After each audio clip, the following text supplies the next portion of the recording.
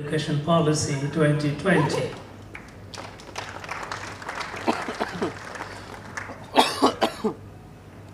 We know, friends, that in today's world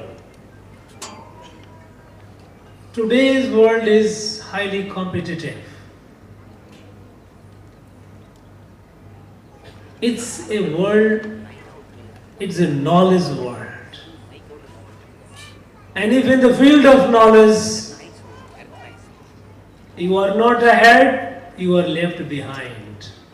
And if we are left behind, there is no one who worries or cries for you. No tears are shed for you. In this knowledge world, we have to be ahead. And when it comes to knowledge, what kind of knowledge? For a very long time, for almost nearly 7 decades, even after the British left, we continued following an education policy which was essentially colonial in nature, where students used to read books, memorize things, write exam, get degree, and having got degrees, they used to move from pillar to post seeking a job. It's a pitiable sight. A person who is educated, who holds a degree, it should be presumed that person is capable of not only taking care of himself or herself and her family, but also lead the way. That is the value, that is the meaning of education. But no, all these years we did not even try to move on that line. Before this National Education Policy 2020, this country had 2 earlier education policies, one in the 60s and another was in 1980s. Both these education policies were essentially only tinkering, a small improvement in what it was coming on along. And what was coming along was a colonial model of education. Education system created by Macaulay, by the British, to produce servants of the state, servants of the British Crown.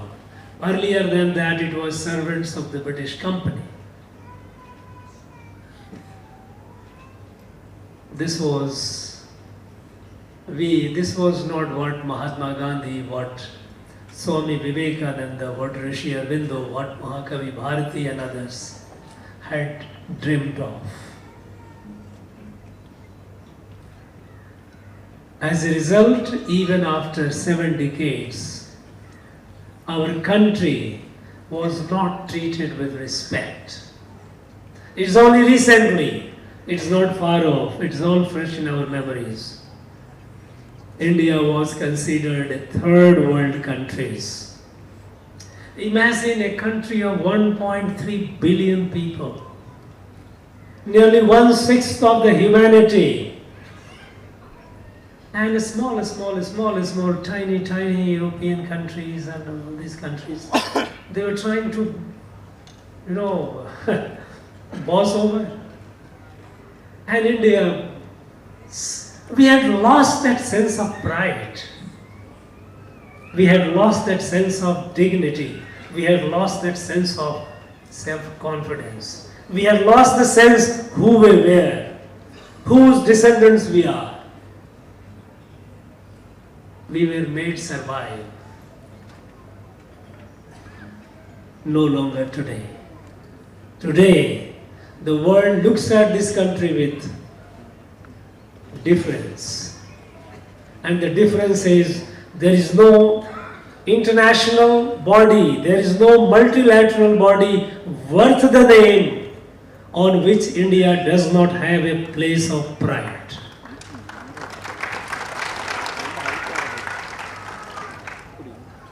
You all know, we all know that India is hosting presidency of G20. We know what is G20 is. These 20 countries of the world, they are who is who. They are actually put together. This group, this club is more powerful in many ways, more influential even than the United Nations. These countries, G20 together, account for 85% of the world GDP. Right from America to China to Russia to Canada to Europe, all these countries are members of this G20. And today it's a matter of pride for us that we are holding the post of president. India is the president of G20.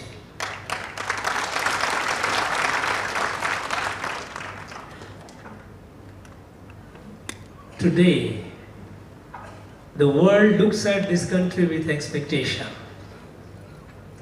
Of course, nobody calls it a third world country, because when the world is in recession, the inflation is skyrocketing in America, in Europe is in decline, is in recession.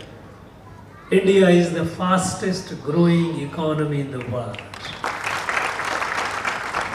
India is the hope of the world today.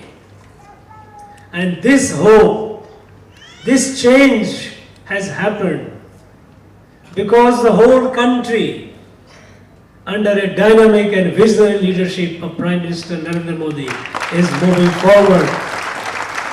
Is moving forward with a sense of, clear sense of destiny and direction.